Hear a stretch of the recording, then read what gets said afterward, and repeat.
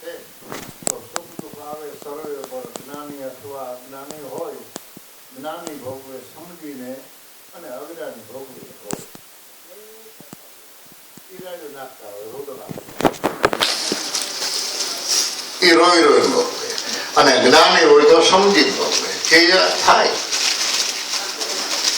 પ્રભુ કરે તે સારું કરે છે, હરિ કરે તે ભલું કરે છે. શોષ ધરો સિદ્ધને પ્રાણી, ભોળો ને ઓલી ઉપર બાજ નીચે પારાદીરીઓ તીર્તાણી. પારાદીને પગે સરપડેશો રવા બાજ થયો દોડતાણી. પરમાત્મા અગ્નિમાંથી બસાવવો હોય તો બસાવે, પણ આપણી લાયકાત જોઈએ. જમણાને હાથેથી બીજો કોઈ જગતમાં છોડાવે એમ. આ સંસારના વ્યવહારમાંથી આપણને કોઈ બસાવે એમ નથી. એવું આ ગુરુ ગુણ અને ગુરુ નામ છે નહીં, ગુરુ તત્વ છે. તમે તો ભાગ્યશાળી છો, નસીબદાર છો, પૂર્વની કમાઈ વાળા છો. આ નામ મળી ગયું સરળતાથી, સાદાઈથી. વળી તમે કેટલા ભાગ્યશાળી. આપણે કદાચ 5-10 કિલોમીટર જવું હોય તો પણ વાહન સગવડતા બધી મળે. 50 કિલોમીટર જવું હોય તો મળે. પણ જે વહમાં લાભો દાદા, બ્રહ્મક બાપા, દેવારામ બાપા, ઉગારામ બાપા, પૂજારામ બાપા જે ભોગવી, ખીચડી કઢી ખાઈને હાલી હાલીને જવાનું. દી આંખમાં એટલે ધબડકો, તમારી આંખ ભોગે ની આવતી, પ્રકાશ ન દેખો. એવી પરિસ્થિતિમાં એ મનને મક્કમ કેમ રાખ્યું હોય છે, એ હજી આપણી અકલીમાં કામ ન કરે. એ આપણને ચડે.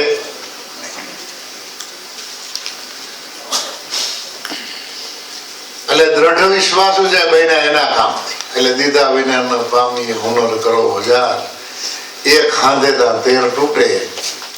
એવો છે આ સંસાર. અભિમાનમાં તો આંધળો બન્યો.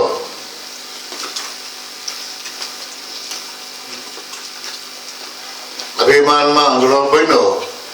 પણ ભલામણ એટલી છે કે આ સટકનું 4 દાડાનું છે. આમાં ક્યાંય કડસલી નહોતી પડવા દેવી, એટલે પડી ગઈ. પડી ગઈ ને અગર માણા હું થોડી મહેનત કરે, ખટારા મોડો તો પાવડર ભૂમી નહીં ગયો. પણ લાલી રહી ગઈ, કદરૂપા થઈ જાય. આ દેહ ને કાંઈ ગણ નથી. ગમે એટલું લાલન પાલન કરો ને, એટલે ગાંડાને ગમ નહીં અને દેહને કાંઈ ગણ નહીં. શરીરનું લાલન પાલન ન કરો, શરીરને શણગારોમાં શણગારો તમારો જીવન. શીલતાથી, સંતોષથી, જ્ઞાનથી, ધ્યાનથી, સેવાથી, સમરણથી, વિવેકથી જીવનને શણગારો તો જીવનની શોભા વધે, ગામની શોભા વધે, ધર્મની શોભા પણ વધે. પણ દેહને શણગારવાથી કઈ શોભા વધવાની અને દેહને કઈ ગણું નથી.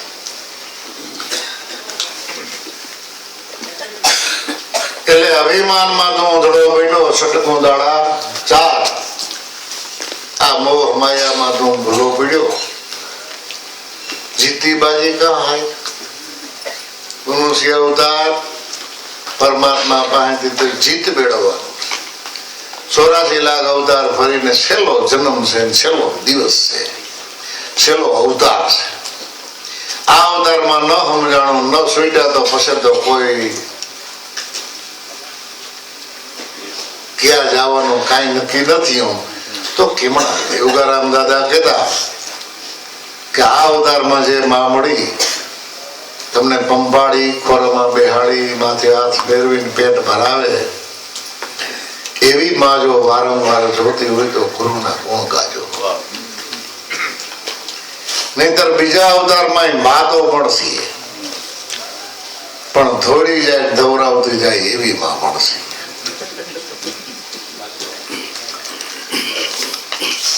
હેતાળવી માં જોતી હોય તો હેતાળોનું જીવન બનાવો અને ગુરુના ગુણ ગાઓ.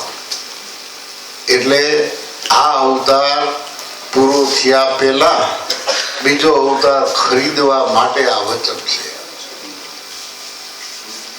પરમાત્મા પાસેથી બીજો અવતાર ખરીદવા માટે આ ભજન છે. અને એ ભજનથી જ માનવ અવતાર મળે. હીરા માણેક મોતી સોનાથી ન મળે. ગમે એવડી સાહેબી હોય તો ન મળે.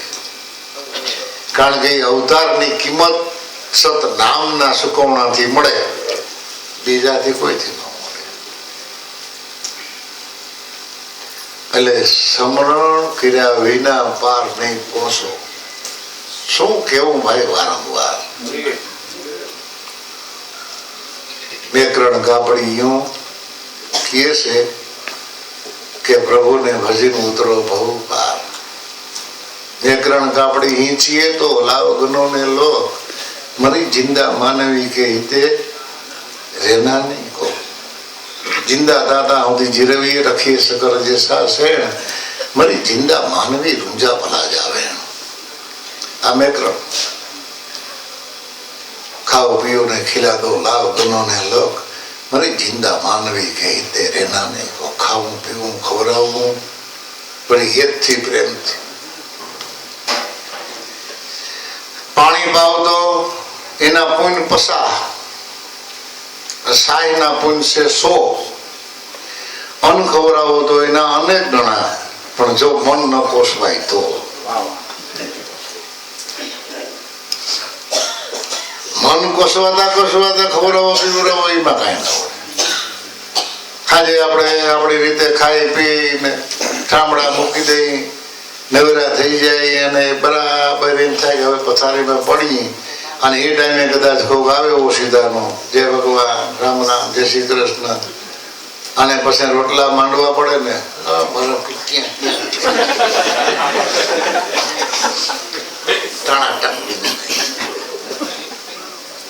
એનું કઈ બાકી પ્રેમથી બધા દાસ સદારે જઈએ. સેવાને બંદગી પ્રેમ સહિત કરો ત્યારે સત્ય જણાય. દાસ સદાર સદગુરુ શરણે પછી જે થવાની હોય તે થાય. રામને સીધને ભૂલી જાય. પ્રભુને હું કરો જે કાંઈ કરો ને બાબા, ભલે થોડું કરો પણ પ્રેમથી કરો.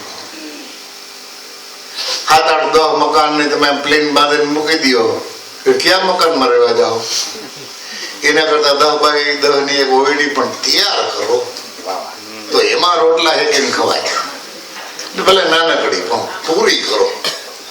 એટલે થોડું કરવું પણ જેટલું કરવું એટલું સારું, સત્ય અને પૂરું કરવું. આખા ગામને નોતરું દઈ અને બટકું ખવડાવીને બધે ભિખારીએ જે કદાચ 4-5 જણાને નોતરો દે.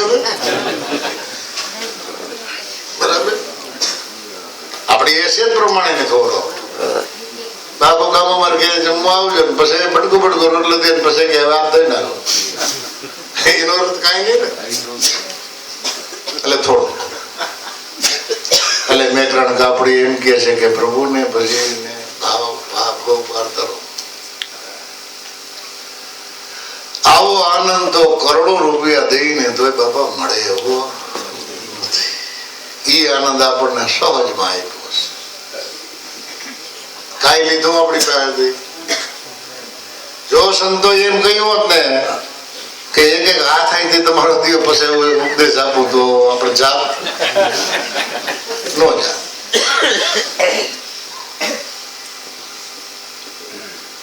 તો માલદેને તો કહ્યું કોઈના ગુરુએ કે સંદરાવતી રાણીનું માથું, હસલા ઘોડાનું માથું, મોભી દીકરાનું માથું, કવલી ગાયના વાસડાનું માથું લ્યા તો તને ઉપદેશ આપું.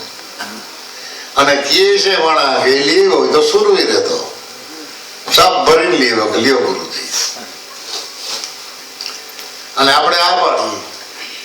એટલા કે એવા સંતો હોય કે કોકની હત્યા કરો તીકડે તમને સત્ય ધર્મ સમજાવે, પણ આપણે અહીંયા એમાં કાંઈક તથ્ય છે, એમાં કાંઈક ભેદ છે, એમાં કાંઈક આધ્યાત્મિકતા છે. એવા એવા સંતો ન હોય ભાઈ. એ તો એમ કે કોઈ પણ જીવને કોસવવો નહીં. ત્યાં તો ઠીક છે, પણ કોઈ જીવ કોસવાય એવું બોલતાય નહીં. એવી ભલામણ કરે એ સંત છે, પણ મારી નાખવાનું કે કોઈ નહીં. અને ઓલો તો સૂર્ય હતો દલિયો કલ્યો, પછી કઈને હજીઓ નહીં કર્યા. એટલે માથું અહીંથી ઉતરી ગયા પછી પાછું માથું એમાં સોટે ને, જો સોટે તો આ પરિબ્રહ્મ પરમાત્મા જે સર્જનહાર છે ને એને બટો લાગે. જે ઈશ્વરી રીતે જે આ સર્જન વિસર્જન ને પરિસ્થિતિ એ પરિબ્રહ્મ પરમાત્માના રિવાજ મુજબ જ થાય, એમાં કઈ ન હાલે, એમાં કઈ હોશિયારી ના. આપણે અહીં આંગળી પહેરવું હોય કપાઈ ગયું હોય અને આવી આવી પાછી આંગળી બનાવવી ને તો ડોક્ટરની કોઈ હેસિયત નથી. પ્લાસ્ટિક ને બનાવી, એ તો પ્લાસ્ટિક ના સફરજન ને કેરી બનાવી ખાજો જી, મરચા બનાવી. પણ કુદરત બનાવે એમાં તો નો જ બનાવે, એ તો ઈ મારો નાથ બનાવે.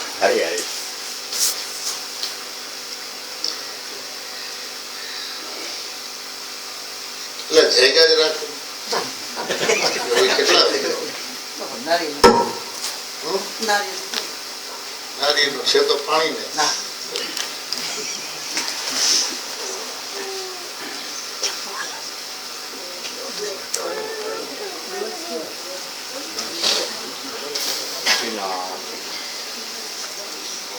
કેટલા વાગે ગયા ખબર નથી. એવું દોઢ એક કે દોઢ પૂરું.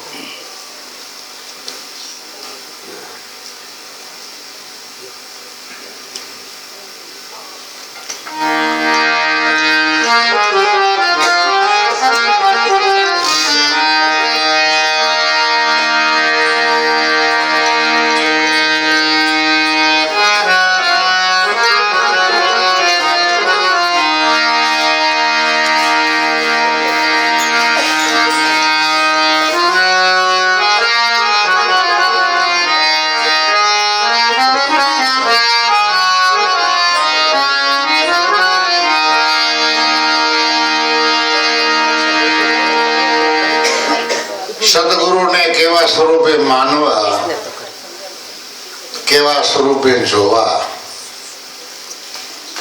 એ દાસ સતાર એને અનુભવની વાત કરે. સદગુરુ દેવ દયાળુ દાતા, સદગુરુ દેવ દયાળુ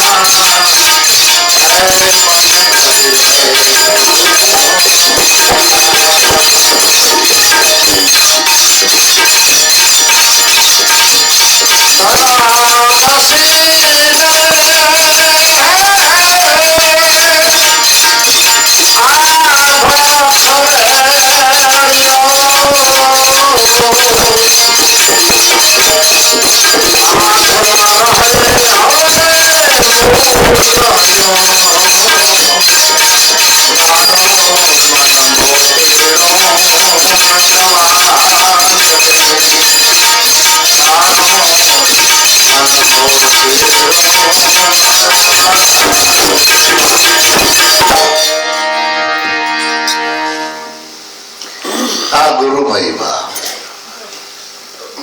કેવા સ્વરૂપે એને માનવા, કેવા ભાવથી ને સેવા, ઝીણી ઝીણી સેવા, એને એવો લાભ મળ્યો.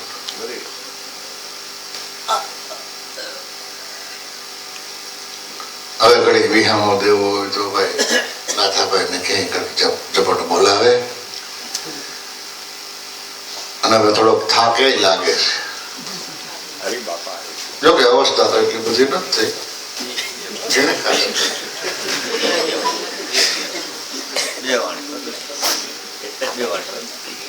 કરો મજા